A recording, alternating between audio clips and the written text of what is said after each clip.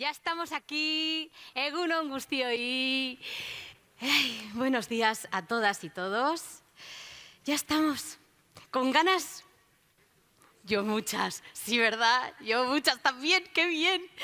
Pues nada, después del gran concierto con el que dimos el inicio ayer a este congreso Emakumeak, en el día de hoy, el Departamento de Empleo, Inclusión Social e Igualdad de la Diputación Foral de Vizcaya nos da la bienvenida al inicio de los 3 días de debates y de actividades en los que vamos a emplear esta semana dedicada a Emakumeak.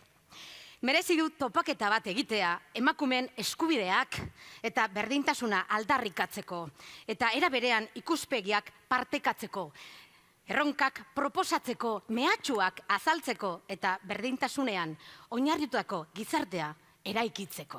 Bai, hitzaldiekin hasi baino lehen, kongresurako eta bereziki gaurko interesgarriak diren zenbait kontu azalduko dizuet. Sí, os vamos a decir que el programa de cada día lo podéis consultar en la página web y en los programas de mano que tenéis a vuestra disposición. También invitaros a que entréis a la página web emakumeak.eus, que en sí misma tiene mucha información interesante. Webgune horretan, azken hilabetetan egin ditugun jardurei buruzko informazioa eta kongresu honetako material osagarriak eskuragarri dituzue baita ere. Bueno, areto honetan egingo diren hitzaldiez gain, atarian ikusiko zenuten hainbat elementu daudela eta atseden aldiren ezagutuko ditzakezue. ¿Vale? Tenemos de todo en este congreso. Contamos con una exposición gracias a la generosidad de 15 mujeres que nos han cedido su imagen. Representa a las mujeres vizcaínas en su heterogeneidad de edades, procedencias, profesiones, entornos, de todo. Las fotos son de Nerea Moreno y la directora de arte es Nora Paz. Veréis también los pósters académicos que han preparado 4 de las alumnas del Máster en Estudios Feministas y de Género. Ellas son de Villerga Larrínaga, Naroa Campo Iglesias, Maitane González Pérez y Leire Jiménez Egizalde de Luelmo. Eskerrik asko egindako lanagatik. Atarian, hainbat txoko ikusiko dituzue baita ere, kongresuaren aurretik egin diren jardueraren irudiekin. Hausnarketa jardunaldiak, antzeslanak, bertsolariak, herri kirolak, erakusketak, abesbatzak, zinema, muralak, guztien protagonistak emakumeak dira. Bueno, y tanta oferta merece también un descanso. Y para ello contáis con un espacio para el relax. Sí, una librería feminista donde podéis hojear vuestros libros de interés. Y también varias ponentes firmarán sus ejemplares en esa librería. Pero nosotros os iremos diciendo cuándo serán las ponentes que van a firmar y en qué horario firmarán. Eso ya os lo iré diciendo a lo largo del día, ¿vale? A ver, para los más pequeñitos, zenbaiten minikuluraren zerbitzua eskatu duzue jada. Eta ezagutzen ez duzunentzat, jakin eskuragarri dagoela eta kongresuaren webgunetik sartzeko aukera duzuela.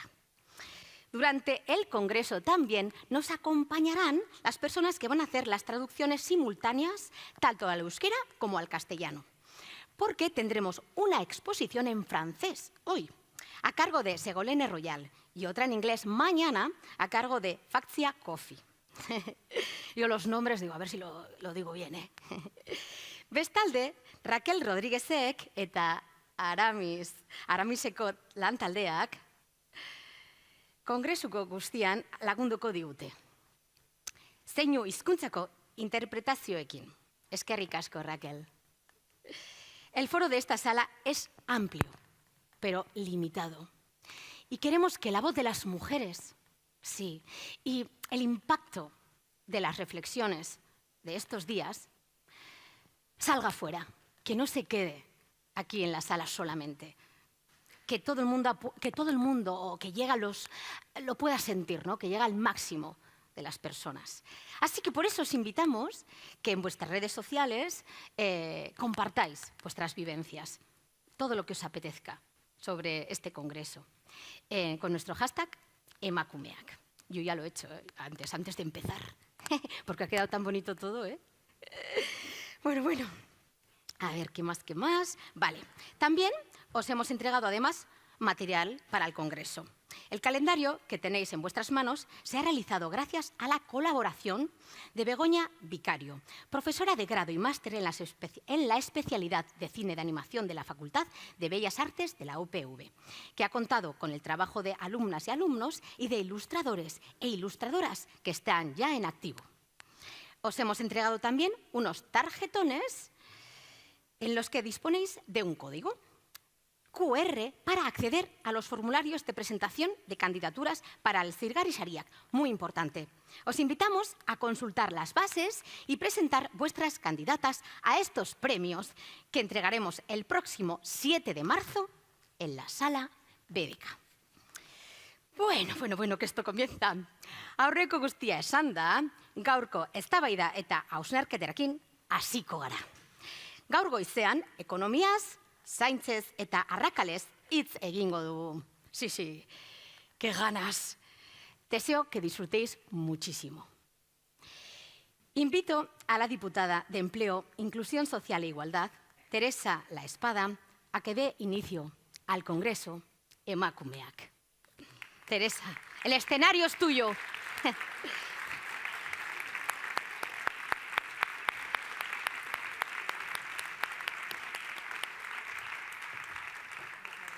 Muy bien.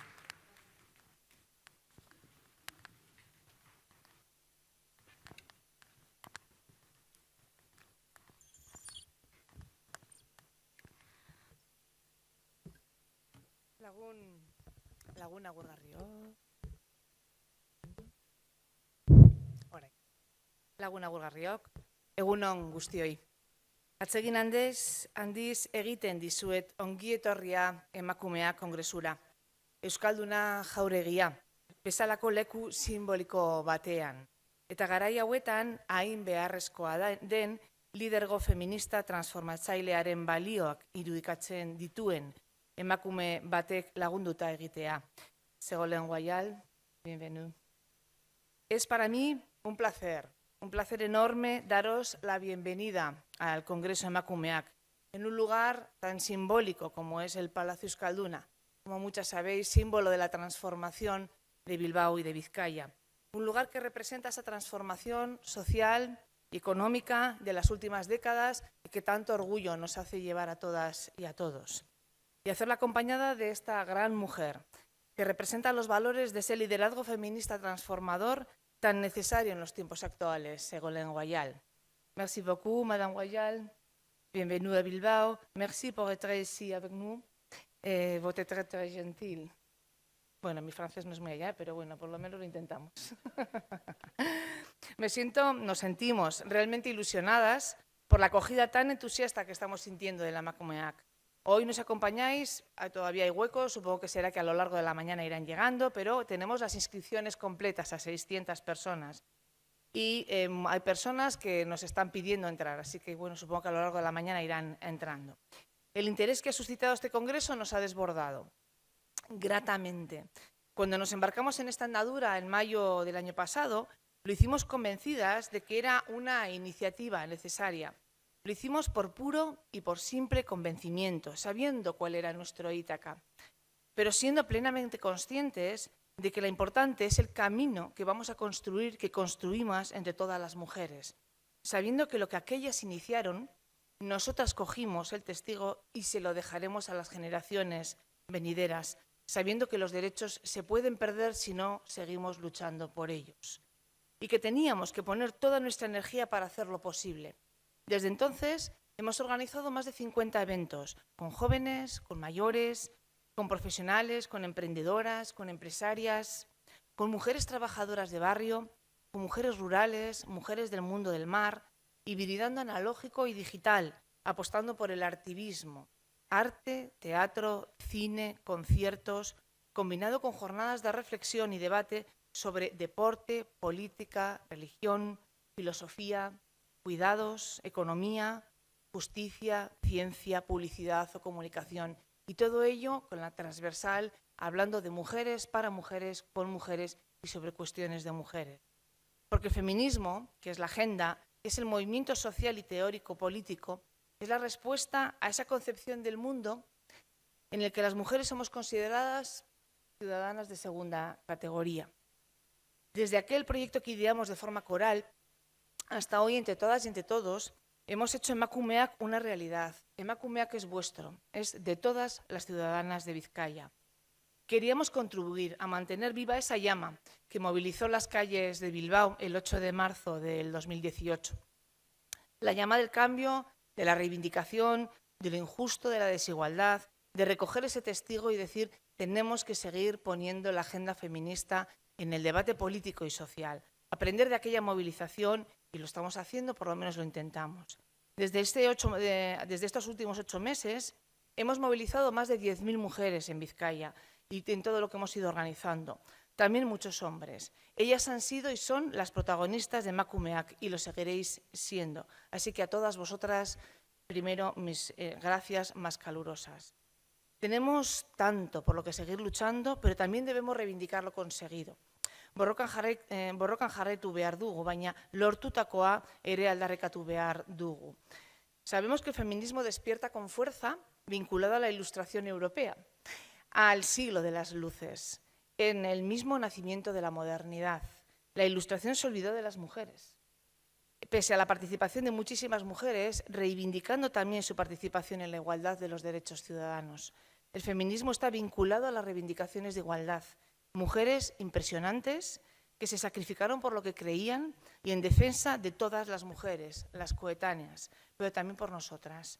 El feminismo siempre ha sido una lucha colectiva por los derechos de todas.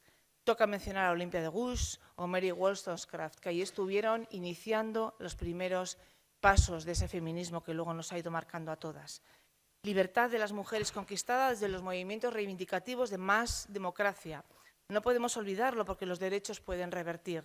Las mujeres de Irán y Afganistán lo saben muy bien. Creo que en la sala hay mujeres afganas, mañana estará Fauzia Kofi, ahí están, las estoy viendo que me hacen gestos. Ahí están nuestras mujeres afganas que son vascas de origen afgano, así que aquí estáis con nosotras y espero que continuéis. Son muchísimos los países donde la libertad de las mujeres está comprometida. Son sus derechos de ciudadanía, pero también son víctimas de trata con fines de explotación sexual, matrimonios forzados, matrimonios infantiles, mujeres mutiladas. Son muchas más las mujeres del mundo, que viven sin libertad que la que disfrutan de ella, y no nos podemos olvidar. Pero hemos construido una Europa con sociedades democráticas respetuosas con la libertad y la igualdad de las personas y que no cuestiona la igualdad entre sexos, al menos no de derecho. Tenemos un sistema de libertades donde la reivindicación que nos quedan por alcanzar pueden hacerse con garantías de que la vida no está comprometida.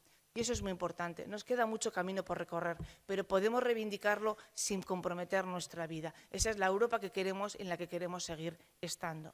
Nosotras tenemos la fortuna de vivir en Europa, que protege nuestro derecho a reivindicar los derechos de las mujeres.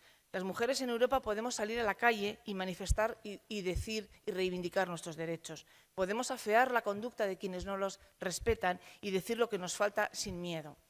Las democracias validadas son buenas para las mujeres porque podemos denunciar abiertamente las vulneraciones de derechos que se producen, porque podemos solicitar la protección del Estado frente a las injusticias. Las mujeres feministas, dentro de los sistemas democráticos, hemos ido derrocando poco a poco los principios más duros y desigualitarios del patriarcado, pero sí, nos queda camino que recorrer. También tenemos muchos oscuros. El potente patriarcado, que es un pacto interclasista entre varones, nos pone freno para llegar a la igualdad real, porque quienes ostentan los privilegios no quieren prescindir de los mismos. Necesitamos conquistar con legitimidad y con autoridad los espacios de poder que nos corresponden. Somos la mitad de la humanidad. No somos una identidad, no somos un colectivo, pero no ostentamos ni poseemos la mitad de la visibilidad, ni de cargos de responsabilidad, ni de premios artísticos, porque seguimos arrastrando enormes desigualdades. Y cuando en algunos lugares se dice que la igualdad está conseguida y que solo creo que estamos hablando de la falsa igualdad. No nos dejemos engañar. El patriarcado se esconde detrás de la anuencia de muchas actitudes que se conforman con lo conseguido. No nos conformemos, ni tan siquiera en la política. Las mujeres políticas lo sabemos muy bien. Ségolène Royal luego nos lo relatará. En la última Asamblea General de la ONU, de las 190 intervenciones de mandatarios y mandatarias que intervienen en el debate anual, el debate general de alto nivel, solo 23 fueron mujeres. 23 frente a 190 intervenciones. A mí se me hace muy escaso. Las cifras de la ONU confirman la escasez de gobiernos paritarios. En 2021, solamente 14 países han logrado la paridad. Y el 75% de los parlamentarios del mundo son hombres. Si no tenemos la voz, donde se cambian las leyes, donde se cambian las cosas, donde se modifican las políticas, las mujeres no tenemos la voz. Pensad en los callejeros de las ciudades. Nosotros hicimos ese ejercicio. En el Departamento de Empleo, Inclusión Social e Igualdad hicimos el ejercicio de ver cuántas calles de Vizcaya llevaban el nombre de mujeres. ¿Sabéis cuántas calles de Vizcaya llevaban el nombre de mujeres? No llega ni al 5%. Ni el 5% del callejero de las ciudades y municipios de Vizcaya tienen nombre de mujer. La mayoría eran santas y vírgenes. Y eso deja huella. La tendencia global es silenciar a las mujeres, el manto de silencio, la terrible costumbre de contar todo, absolutamente todo, desde el punto de vista de los hombres, desde el punto de vista masculino. Silencia a tantas y tantas mujeres que han luchado y que luchan cada día por la presencia de las mujeres en los espacios que nos corresponde. Hay muchas mujeres que se merecen estar en el Olimpo del conocimiento, visibles, y que todas sepamos quiénes son. Y desde ahí, tener referentes para nuestras chicas, para nuestras generaciones más jóvenes. Tenemos que practicar mucha más alianza entre las mujeres para visibilizarnos y para ponernos en valor. Tenemos que utilizar nuestras referentes para que nosotros, utilizando nuestras referentes y las pongamos en donde deben corresponderse, toda la sociedad movilice a esas mujeres y se las pongamos donde les corresponde. La interseccionalidad tiene que servirnos para vernos y reconocernos. Tenemos que luchar contra la desmemoria y reparar demasiados silencios. Yo siempre reivindico a todas esas mujeres que han estado en primera posición rompiendo los primeros lugares, aquellas mujeres que han trabajado en lugares inhóspitos donde estaban perfectamente masculinizados. Y reivindico a los colectivos feministas, a las mujeres feministas que lucharon por nuestros derechos, a las que cogían las pancartas en la manifestación y salían a la calle a reivindicar por todas nosotras. Gracias a ellas, nosotras podemos estar aquí. Eta hemen gaude, feminista espazio hau eskutatu zutelako da, eta eskutatu zituztenak errebindikatzea tokatzen da zirgerak, mehatzariak, etxeen sukaldaria eta garbitzaileak. Fijaros todas las mujeres que han sido escondidas en Vizcaya. Cuando contamos la historia de la minería de Vizcaya, siempre se cuenta en masculino. Cuando contamos la historia de las reivindicaciones de los mineros y las duras condiciones de vida de los mineros, siempre lo contamos en masculino. Y se nos olvida a las morrocotudas, aquellas mujeres que lavaban el mineral en las minas metiendo las manos en agua fría durante más de 12 horas y que luego iban a casa y cuidaban a los mineros y les lavaban la ropa y les cuidaban además su sustento y su familia. Las sirgueras, que cuando los hombres decidieron irse a guerrear, a hacer las guerras carlistas, cogieron las sirgas, las cuerdas y tiraban de los barcos y los llevaban desde la entrada de Labra hasta Bilbao, 12-15 kilómetros tirando del barco hasta Bilbao. O como las escarabilleras, que para poder subsistir recogían el carbón que quedaba sin quemar en las laderas, al lado de los trenes. Como las mujeres con tantos y tantos hogares han sostenido la vida y el cuidado de hijos e hijas, de personas con discapacidad, de mayores dependientes. Durante siglos hemos sido las grandes cuidadoras. Y es que al primer reto que nos hemos enfrentado las mujeres simplemente ha sido al reto de ser mujeres. El sexo con el que nacemos nos determina el lugar en el mundo y a partir del mismo se construye y se delimita el espacio que ocupamos y cómo lo hacemos. Los avances, decía antes, no son irreversibles y parar significa retroceder. La igualdad no está conseguida. Como sabéis que las mujeres afganas consiguieron el derecho al voto en 1919, antes que las españolas, antes que Estados Unidos. Lo hemos visto en Estados Unidos, donde se cuestionan los derechos sexuales y reproductivos de las mujeres. Lo estamos viendo en Castilla y León, donde se está cuestionando el derecho de salud reproductiva de las mujeres. La igualdad no es una opción, es un valor universal de justicia social. No hay libertad plena sin igualdad. Y tenemos que avanzar, tenemos que seguir caminando hacia adelante. Para conseguir la igualdad hay que hacer exactamente eso, conseguirla. Las mujeres debemos seguir exigiendo cambios y liderarlos, paso a paso, sin pausa. Y necesitamos nuevos liderazgos. Y las mujeres sabemos liderar con nuestro propio patrón, con nuestro propio modelo. Tenemos que desarrollar nuestro modelo de liderazgo y hacernos fuertes en él. Mirad, cuando las primeras mujeres se incorporaron a la vida pública, y Ségolène Royal es una de ellas, no tenían patrón en el que mirarse, ni saber cómo tenían que liderar. Y fueron construyéndolo, fueron decidiendo cómo liderar la sociedad desde el punto de vista feminista. Y lo fueron creando y lo fueron inventando. Así que se puede hacer. Y todas nosotras tenemos que tener presencia pública, social y política.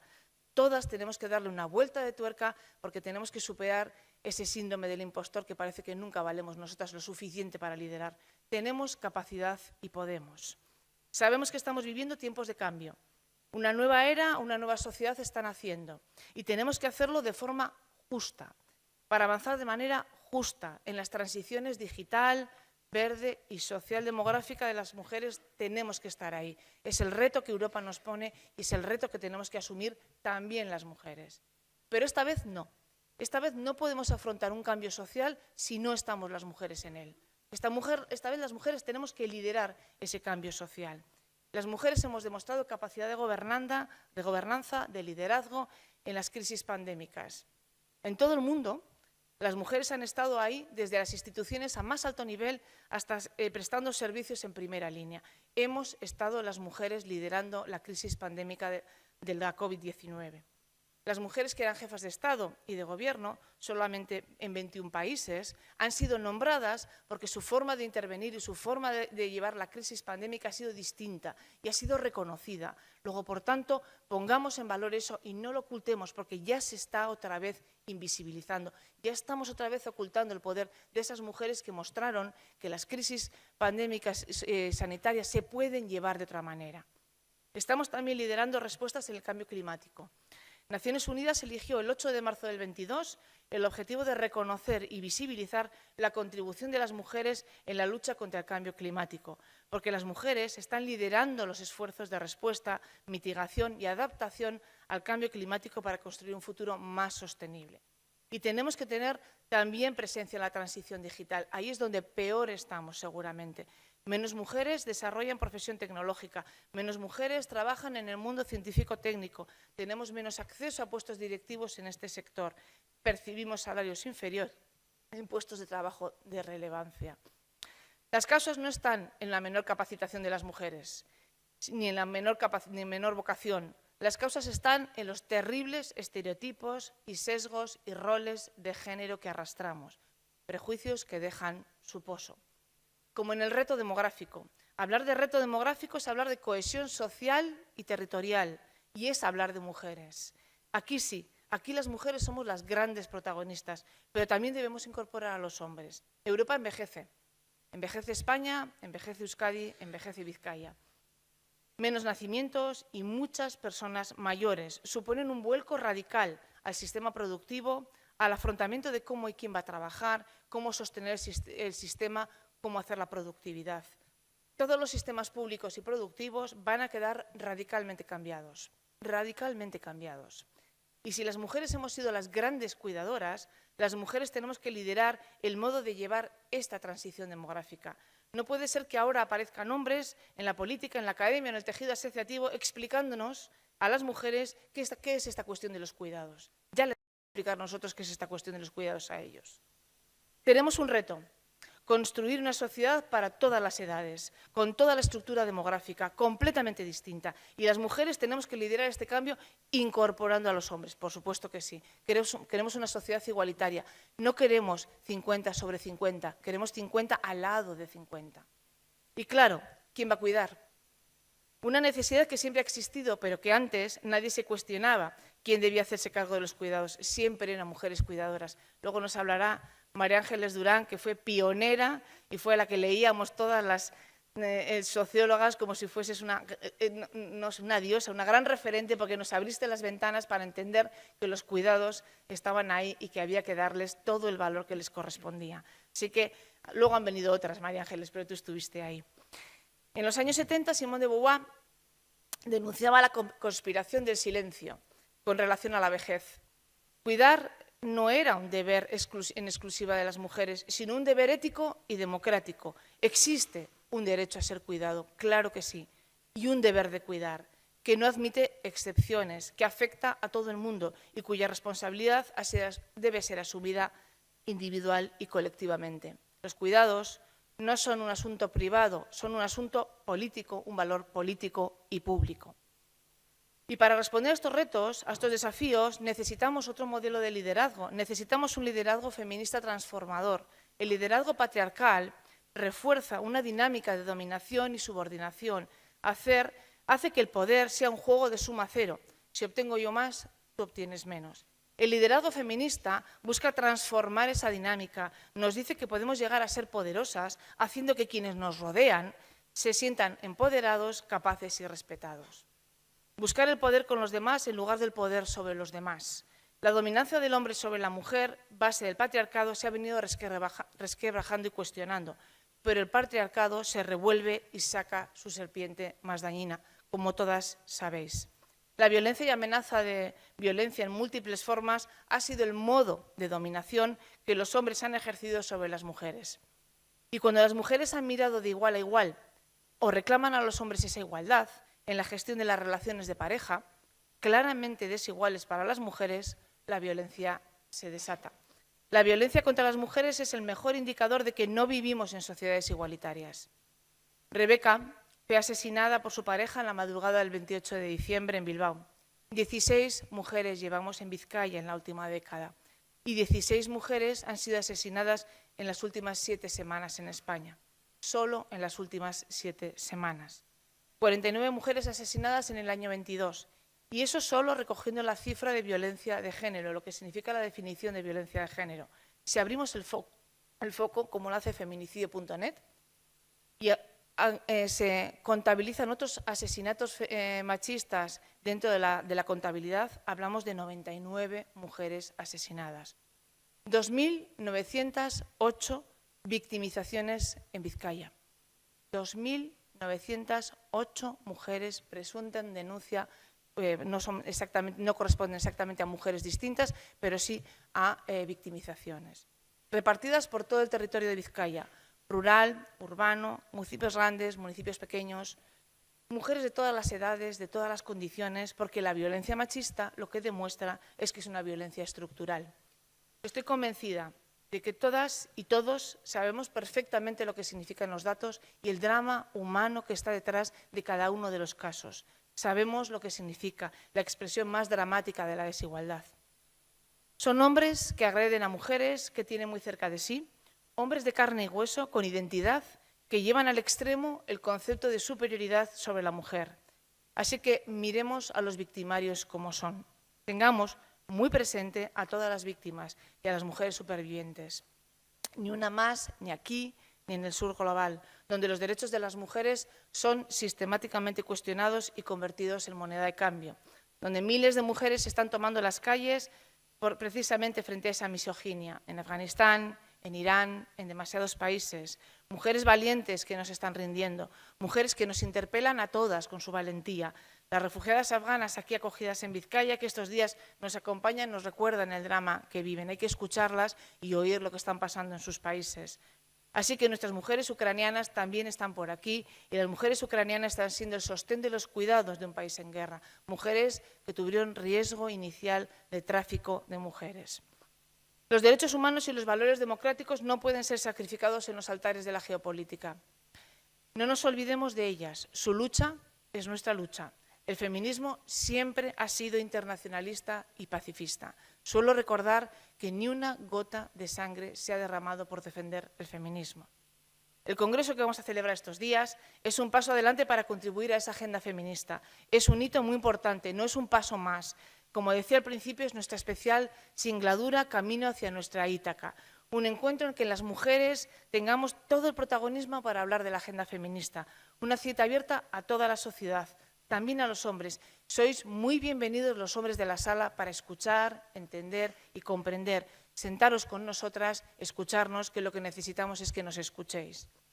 El feminismo es la respuesta a esa sociedad patriarcal que se ha sostenido sobre la explotación de la vida y los cuerpos de las mujeres. Y vamos a desarrollar estos debates y estas reflexiones acompañadas de grandes mujeres, mujeres referentes que vienen de lugares diversos. Vamos a contar con pensadoras, artistas, cineastas, periodistas, profesoras, cocineras, músicas, políticas o activistas. Como Ségolène Royal, primera mujer que optó a la segunda vuelta, es decir, quedó finalista a la presidencia de Francia y se debatió con Sarkozy. Desafortunadamente ganó Sarkozy. No saben los franceses la tontería que hicieron.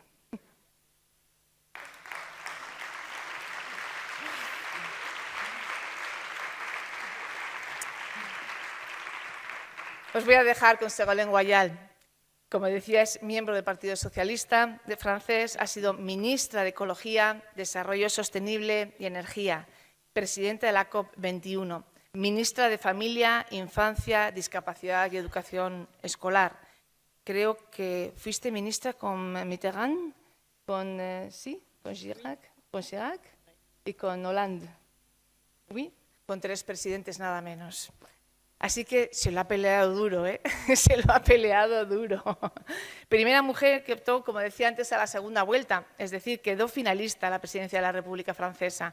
Una referente que tanto necesitamos, porque como la propia Madame Royal explica en su libro, lo que por fin os puedo contar, espero que se traduzca al castellano porque solo está en francés, la violencia contra las mujeres y contra la naturaleza se parecen, dice ella. En ambos casos hay depredadores que maltratan, ensucian y explotan con impunidad.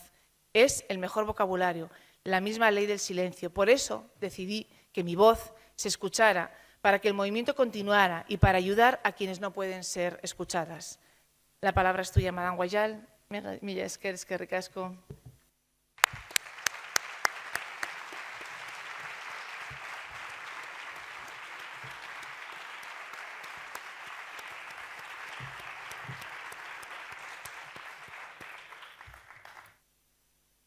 Buenos días. Buenos días, voy a hablar en francés, por lo tanto os voy a dejar tiempo para que podáis poneros los cascos.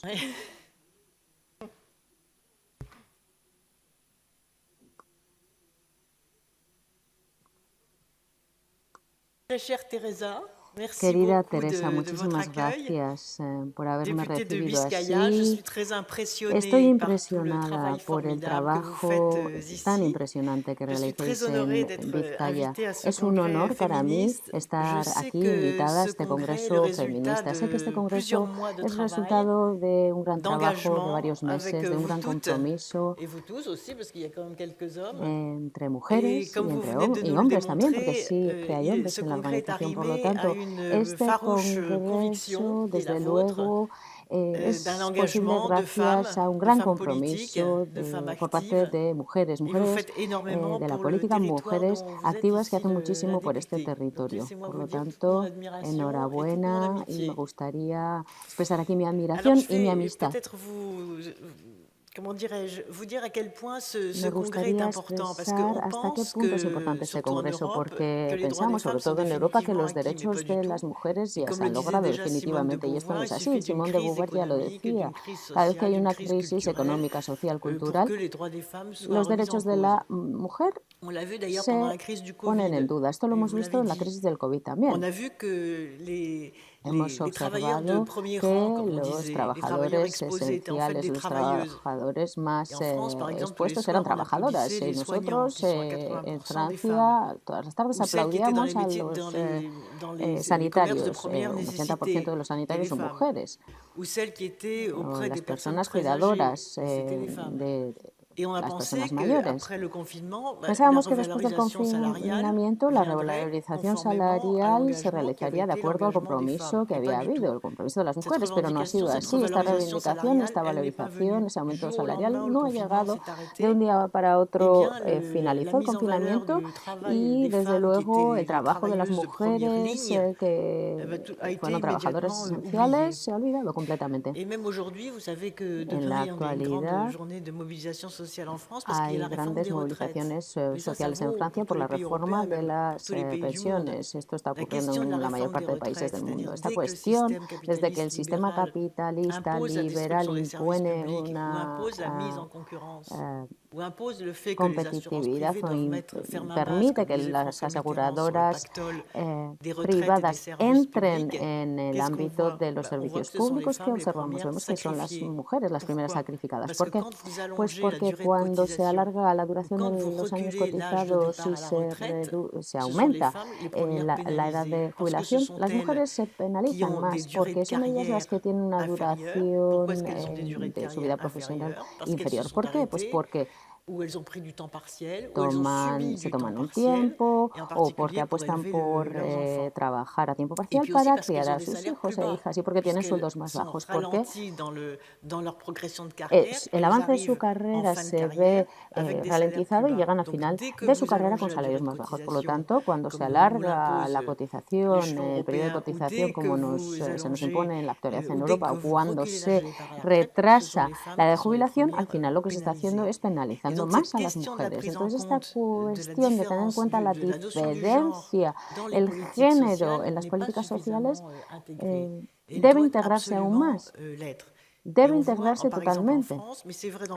Esto es así en Francia y ocurre en muchos países europeos.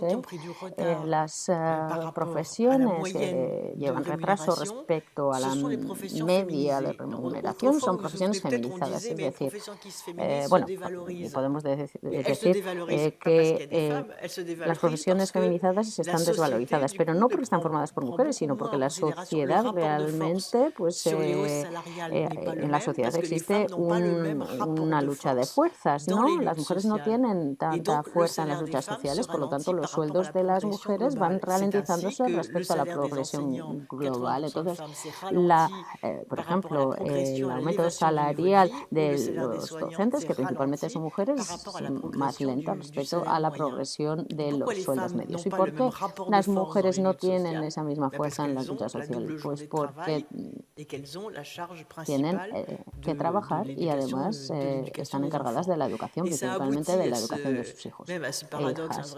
Entonces, cuando hay huelgas, por ejemplo en Francia ha habido huelgas sanitarias donde profesionales, enfermeras que continuaban trabajando llevaban una pegatina, una chapa indicando que estaban en huelga, ¿no? Enfermera en huelga. Y, claro, hay quien las ve y dice, joder, pues estupendo, si sigues trabajando. Encima, estas mujeres no cobraban su sueldo ese día porque estaban en huelga, llevaban esa chapa y continuaban ofreciendo el servicio, ¿no? Porque no podían dejar a los enfermos solos, sin ese servicio. Para ellas era impensable no trabajar. Entonces, por lo tanto, esa fuerza es mucho menor en el caso de las mujeres y toda la sociedad debe tomarse en serio la igualdad económica y la igualdad salarial. Volviendo atrás y compartiendo aquí mi experiencia, como ha mencionado Teresa, cuando yo me presenté candidata a las presidenciales francesas, llegué a la segunda ronda, a pesar del abandono de mi propio partido. se produjo un estado de sorpresa absoluta. Los representantes políticos se decían, pero ¿cómo nos han engañado? ¿Cómo ha ocurrido esto? Lo más doloroso fue que esto ocurrió también en mi propio partido, porque la primera persona que hizo una declaración cuando yo me presenté candidata en el proceso interno del partido de primarias, que luego gané frente a dos hombres, a Laurent Fabius y Strauss-Kahn. Y Laurent Fabius dijo, y bueno, ¿y quién va a cuidar a los niños? El día que presenté mi candidatura y después de la campaña presidencial, cuando llegué a la segunda ronda, los elefantes, grandes elefantes de mi partido no me apoyaron y además escribieron obras indicando, por ejemplo, Lionel Jospin escribió un libro denominado L'Impasse, y el L'Impasse era yo, ¿no? Es decir, alguien del Partido Socialista que no llegó a segunda ronda, porque Jean-Marie Le Pen le ganó a Jospin, a pesar de la ausencia de apoyo de mi partido, yo llegué a la segunda ronda de las presidenciales. Y no, aún así, Jospin saca un libro que se llama La Paz, donde dice que los militantes se equivocaron al elegirme, porque yo era un personaje secundario de la vida política francesa. Sin embargo, yo tenía el mismo recorrido político que ellos. Yo no había surgido por arte de magia, como él decía, ¿no?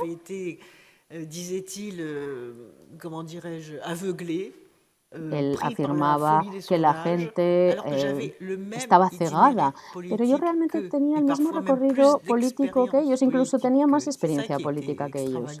Y eso es lo extravagante de todo esto. Yo tenía los mismos estudios universitarios, ciencias políticas, Escuela Nacional de Administración. Tenía incluso más experiencia política que ellos. Estuve 7 años en el gabinete de François Mitterrand, lo cual es una experiencia política importante. A continuación fui elegida diputada de Serre, estuve en circunscripciones rurales complejas, luego fui presidenta de Poitou-Charentes, fui ministra de Medio Ambiente en 92 con François Mitterrand. Estuve en la primera cumbre de la Tierra de Río, ministra de Familia después, ministra posteriormente, con lo cual tenía una carrera profesional. ¿Cuál era mi defecto? Además de ser mujer, mi gran defecto, por lo cual varios hombres no soportaron mi candidatura, ¿cuál era? Pues que yo tenía 4 hijos además. Y eso para ellos era lo más extravagante posible, porque una mujer que llega a este proceso tiene que ser una falsa mujer, una mujer a la que se le pueda reprochar algo, ¿no? El peor reproche que se le puede hacer a una mujer es, sí, es una mujer pero no tiene hijos. Ah, sí, es una mujer pero... ¿no? Una mujer, pero realmente no es una mujer. Pero es que yo, además, tenía 4 hijos. Yo era madre. Entonces, no solamente era su igual, sino que además había logrado conciliar mi vida profesional y personal. Yo vengo de una familia donde éramos 8 hermanos, quería tener una familia numerosa. Es muy difícil conciliar todo eso. Entonces, voy a hacer 2 observaciones aquí respecto a mi experiencia, porque fue una experiencia muy, muy dura. La campaña fue formidable, extraordinaria. La viví con gran felicidad, con grandes mítines, Zapatero vino a apoyarme en Toulouse ante 30.000 personas. Fue maravilloso. Me llamaron incluso Zapatera. Qué curioso. Y a mí además me produce un gran orgullo que me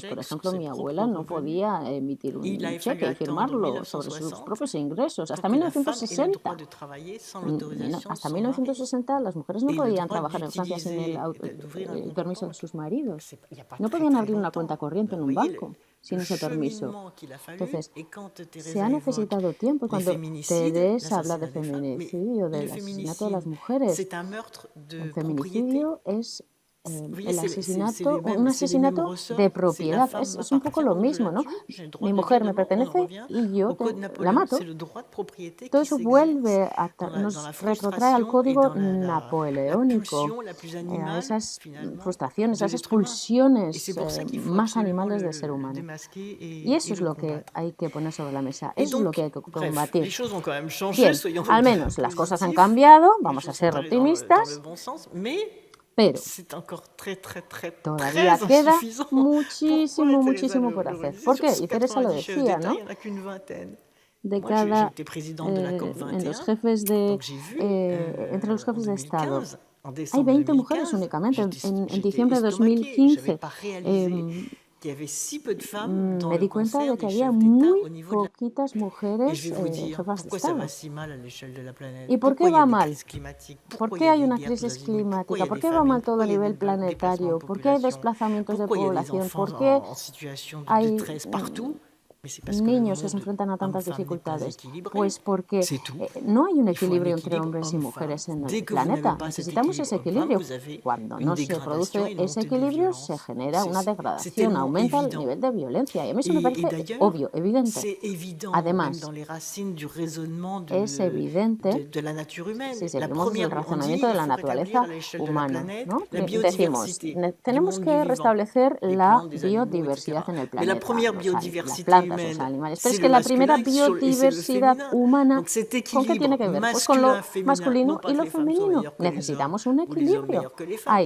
Y esto no significa que los hombres sean mejores que las mujeres o viceversa. No, necesitamos un equilibrio para lograr armonía en el mundo. Y cuando hay un desequilibrio, ¿qué ocurre? Pues esto genera un desequilibrio en el mundo y aumenta el nivel de violencia. Cuando vemos la fotografía de los jefes de Estado y gobierno de los países europeos, es una locura. En el G7 solo hay hombres, en el G20 solo hay hombres. ¿Y cómo vamos a avanzar? De esta manera, porque de la misma manera que ha habido generaciones de hombres desde el Código Napoleónico que votaban y que cambiaban las leyes. Claro, ¿qué pasaba aquí? Que son los hombres los que cambian las leyes, no van a cambiarlas en su contra, lógicamente. Pero ¿qué pasa? Claro, que cuando tienen hijas y cuando esos padres ven que sus hijas no pueden disponer de su patrimonio, por ejemplo, cuando son asesinadas por sus maridos, pues se sienten escandalizados y en la Asamblea Nacional intentan proteger a sus hijas, pero no tienen la valentía necesaria para hacerlo, porque el que diga, el que dé este mensaje, el que transmita este mensaje va a ser visto como alguien no viril. Entonces existe ese veneno, ¿no? Y de esta manera, los hombres que ven que todo esto es anormal no tienen la valentía necesaria para decirlo claramente, decir, no, esto no es así, no debe ser así. Entonces, poquito a poco, en la defensa de sus hijas, poquito a poco los hombres en las instancias legislativas comenzaron a avanzar. Y fueron ridiculizados cada vez que reivindicaban esta igualdad entre hombres y mujeres, de la misma manera que se ridiculiza a las personas que dicen cuando hay una guerra, no, vamos a luchar por la paz, vamos a defender la paz. ¿Cuándo vamos a debatir? ¿Cuándo vamos a hablar? ¿Cuándo vamos a negociar? ¿Cuándo vamos a entender que cuando acabe una guerra, porque todas las guerras terminan, nos vamos a decir, jo, se ha acabado la guerra? ¿Y por qué empezó esta guerra? ¿Y por qué no hemos negociado antes esta paz? ¿No? Llega un momento en que nadie se atreve a decir, vamos a terminar con esta guerra. Esa persona es considerada como pacifista y se le tacha de esto y del otro, ¿no?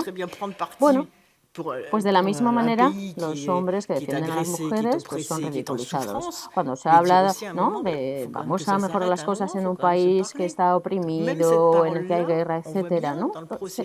Esta gente que levanta la voz se ve ridiculizada. Y esto ocurre en todas partes del mundo, porque hay guerras, hay bastantes guerras en el planeta, todavía hay mucho trabajo que hacer ahí. Entonces, es obvio que un mundo más equilibrado sería un mundo más armonioso. Y lo mismo ocurre con la cuestión climática, que es un tema que yo conozco bien porque presidí la COP21. Son las mujeres las que lanzaron las primeras alertas climáticas, son las mujeres las que se dieron cuenta en primer lugar de los desajustes climáticos. Los hombres decían, esto es un problema de mujeres. ¿Por qué? Porque son las primeras víctimas.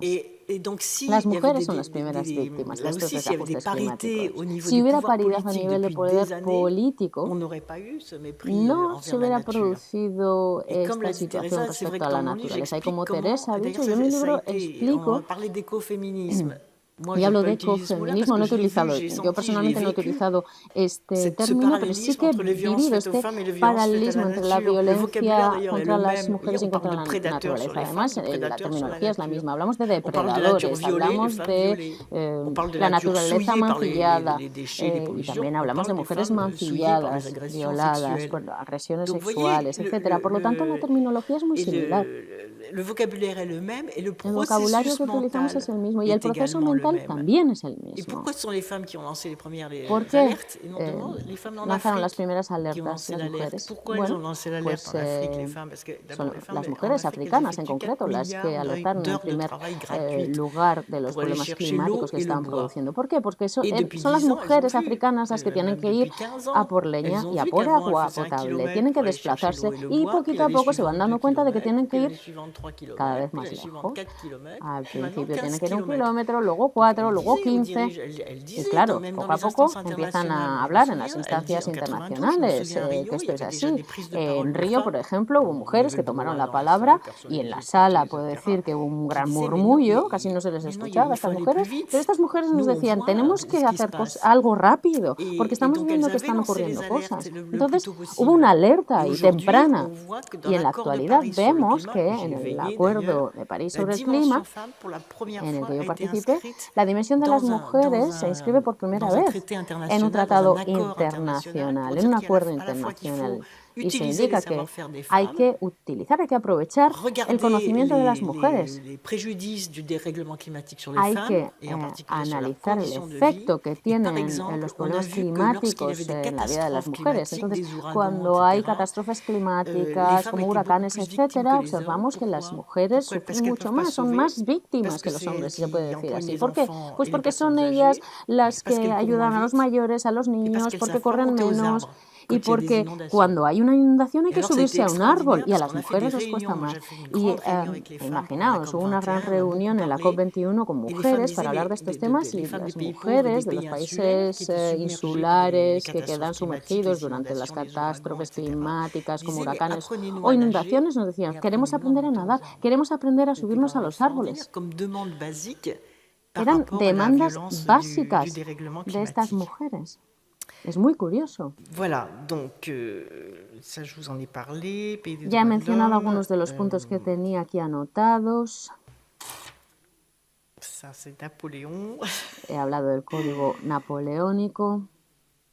Des femmes donc plus victimes de la crise climatique. Oui, juste encore un mot là-dessus, c'est que maintenant, vous savez, dans les 7 objectifs de développement durable, il y a la question des femmes, il y a la question du genre, dans l'application de l'accord de Paris sur le climat également, c'est-à-dire qu'on a demandé à tous les pays du monde, lorsqu'ils font leur stratégie bas carbone, systématiquement intégrer la question des femmes. Et pour en revenir aussi à la crise sanitaire, il y a des sociologues qui ont fait une étude sur le confinement. Sobre el confinamiento. Parce que c'est crise climatique, crise sanitaire, crise économique. Bueno, las crisis climática, sanitaria, económica, pues exigen un enfoque conjunto de las cosas. Y se ha analizado en este estudio qué pasa con las mujeres, ¿no? ¿Qué pasa con en estas crisis? Cuando analizamos el efecto que tienen las crisis sobre las mujeres, vemos que si corregimos las crisis y si corregimos prioritariamente la forma en que las mujeres sufren en mayor medida esas crisis, lo que hacemos es mejorar la calidad de vida de todo el mundo, no solamente de las mujeres, sino cuando mejoramos las condiciones de vida de las mujeres, también mejoramos las condiciones de vida de todo el mundo, de la familia, de los niños, las condiciones de vida de un barrio, etcétera, etcétera. Y eso es importante entenderlo. Y hay un sociólogo que ha estudiado cómo se negocia la distribución del espacio en los hogares durante el confinamiento. Es un estudio muy interesante. Yo, de adolescente, leí el libro de Virginia Woolf que hablaba precisamente de ese espacio que las mujeres tienen para ellas. Bueno, y en este estudio se observa que en los hogares, sobre todo en los hogares más pequeños, donde el impacto social es mayor, de milieu social plus modeste, forcément parce que l'espace est restreint. Obligatoriamente es así, porque el espacio es más limitado, está restringido. Avoir tous les deux leur espace réservé pour travailler à Entonces, distance, en par estos exemple. casos, no hay espacio para que tanto el hombre como la mujer tengan un espacio para teletrabajar en su casa. Entonces, lo que se observa es que en el 80% de los casos los hombres se las ingenian para lograr un espacio en el que trabajar en su casa, pero la mayor parte de las mujeres terminan trabajando en la cocina, en un espacio limitado. Bueno, es curioso, ¿no? Cuando analizamos la paridad, ¿no? Pues en estos casos, en la mayor parte de los casos, pues de nuevo la mujer termina en la cocina. El retorno a la cocina. Es paradójico, ¿no? Y al mismo tiempo, pues estar en la cocina también, cocinando, dando de comer a los hijos, etcétera. Entonces, también la distribución de las tareas en el hogar, pues es desigual. Por lo tanto, cada vez que hay una crisis, de nuevo la mujer pierde, vuelve atrás. Es increíble, incluso en hogares, en parejas muy evolucionadas, ¿no? Con estudios superiores. Cada vez que viene una crisis, pues afecta más a las mujeres hasta el punto de afectarlas en la distribución del espacio en su hogar y también de las tareas domésticas. Alors, donc aujourd'hui, je pense qu'il y a plusieurs priorités. En la actualidad yo creo que hay distintas prioridades. No sé si me queda mucho tiempo. Bueno, continúo. Tenemos la prioridad, por una parte, de la violencia contra las mujeres. Esto es algo que debemos tomarnos mucho más en serio a nivel europeo. Cada país está haciendo lo que puede, analiza cuáles son los mejores procedimientos. Entonces, en Francia, por ejemplo, tenemos un procedimiento por el cual una mujer que quiere denunciar, pues lo que hace es irse a la comisaría, declara, dice mi marido me pega, ha intentado matarme, etcétera. Y luego vuelve a casa. ¿Y qué pasa? Pues que cuando vuelve a su casa, igual la violencia aumenta. La mujer, además, normalmente empieza a pensar, bueno, esto puede arreglarse, etcétera, etcétera. Y luego, pues hay feminicidios, hay mujeres que piensan que pueden salir de ahí. Bueno, este proceso puede mejorarse mucho. Tenemos que tener en cuenta que solamente se denuncia el 5% de los casos de violación. Entonces, la mujer sufre la violencia, pero también sufre por este procedimiento que tenemos en Francia. Ese procedimiento de investigación de la violencia sexual, de la violencia física, es muy duro. ¿Por qué? Pues porque además los hombres violentos son grandes actores, y empiezan a llorar y dicen yo no he hecho nada, no es culpa mía, etcétera, etcétera. Y muchas veces los jueces les creen. Entonces se necesita una formación específica respecto al comportamiento de estos hombres violentos. Yo creo que esto hay que tomárselo en serio. Yo lo he visto muchas veces cuando se analizan los casos de pedofilia. También hay depredadores de cuerpos de otras personas, de cuerpos de otros. Al final es el mismo mecanismo, ¿no? Es un depredador que depreda el cuerpo de otra persona, ¿no? Y son inteligentes, son perversos, son listos, saben actuar, saben transformarse en víctimas, lloriquean, se quejan, se muestran como víctimas y entonces la gente dice, pues esta mujer estará mintiendo. Pero es que la mujer no actúa así, incluso cuando es víctima intenta mantenerse digna. Y claro, la gente dice, tampoco se queja tanto. Claro, pero es que esa mujer para mantenerse digna pues asume la carga de los hijos, no se queja tanto. Entonces hay un desequilibrio en la instrucción de los casos y eso lo he observado yo muy claramente. Y pienso que se necesita una formación específica para identificar los recursos que tienen los maltratadores, esos depredadores. Et puis le troisième, donc vous voyez, doublement victime. Et la triple peine, c'est qu'en plus, quand c'est classé sans suite, ou faute de preuves, faltan pruebas, ou alors quand c'est pris par le... y se desestima el caso, por ejemplo, o cuando pasan muchos años, il n'y a pas de condamnation. Pues no hay una condena. Entonces la mujer sufre una triple penalización. Entonces yo creo que la violencia contra las mujeres no se toma suficientemente en serio. La crisis bancaria se tomó muy en serio. Yo creo que la cuestión de la violencia contra las mujeres hay que tomarla en serio. Cuando veamos a las instancias europeas tomarse tan en serio la crisis de la violencia contra las mujeres como la crisis financiera, entonces podemos decir, ahí va, hemos llegado a un equilibrio entre valores humanos y financieros a escala continental. Un continente cuya ambición siempre ha sido representar pues, una forma de civilización y de progreso humano, ¿no? También tenemos que seguir trabajando por la igualdad económica y salarial, por supuesto. Yo creo que hay que tomarse en serio también esto. A nivel de países europeos deberíamos alinear todos los países obligatoriamente. Y alinearlos con el dispositivo más operativo en cuanto a igualdad salarial entre hombres y mujeres. En Francia tenemos una ley y existe la posibilidad para las mujeres en una empresa, existe la posibilidad de pedir la fotocopia del salario de un hombre que tenga la misma función que ella. Y esto es realmente radical, porque entonces quien contrata a esas personas dice, hombre, no me voy a arriesgar, ¿no? Porque me pueden pedir esta información. Entonces, esa alineación hacia arriba de los sueldos se hace automáticamente gracias a esta práctica. Bueno, voy finalizando ya. He hablado de desigualdad salarial. A mí me parece que este es un trabajo muy importante y me gustaría dar algún consejo operativo por finalizar mi presentación.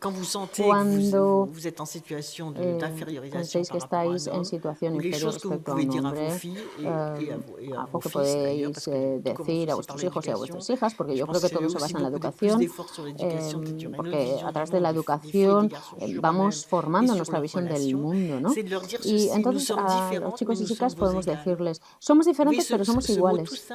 Es una frase muy sencilla. A mí me ha costado tiempo, ¿no?, llegar a esta frase. En 2007 no lo hubiera dicho, ¿no? Soy diferente pero soy tú igual, ¿no? Y yo creo que a los niños y niñas hay que decirles esto, porque me parece una frase muy eficaz. No subestimemos nada, no subestimemos a las personas, no cuestionemos las competencias, la capacidad de los niños y niñas a la hora de aprender. Si les enseñamos a luchar contra el racismo desde que son jóvenes y les decimos, bueno, pues no tiene el mismo color de piel que tú, pero es tú igual, ¿no? O esa persona está gorda, pero es tú igual. Bueno, esto permite luchar contra todo tipo de discriminación. Y para finalizar, me gustaría dar algunas citas. La mujer es libre y es igual al hombre en cuanto a derechos. Simone de Beauvoir, por ejemplo, dice, una mujer libre es exactamente lo contrario de una mujer ligera. Y Benoît de Groux dijo, el feminismo nunca ha matado a nadie, pero el machismo mata todos los días. Muchísimas gracias por vuestra atención.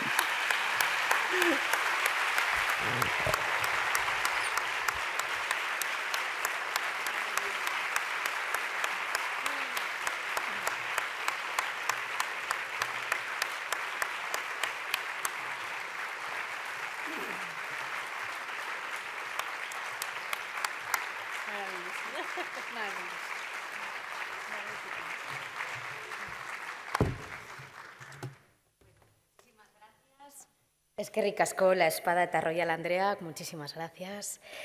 Eguna gogotsu hasi dugu eta atsedenaldi txiki bat egingo dugu. Os invitamos a salir al atrio a tomar un café, charlar y visitar los espacios disponibles. Recordad que empezamos a las 12 con la mesa sobre economía, cuidados y brechas. Cuando accedáis a la sala, después del café, os ofrecerán unos tarjetones que serán los que se utilizarán al final de la mesa para trasladar las preguntas. Así que si queréis participar, recoged estos tarjetones al entrar. Muchísimas gracias. Ointza arte. Hasta ahora.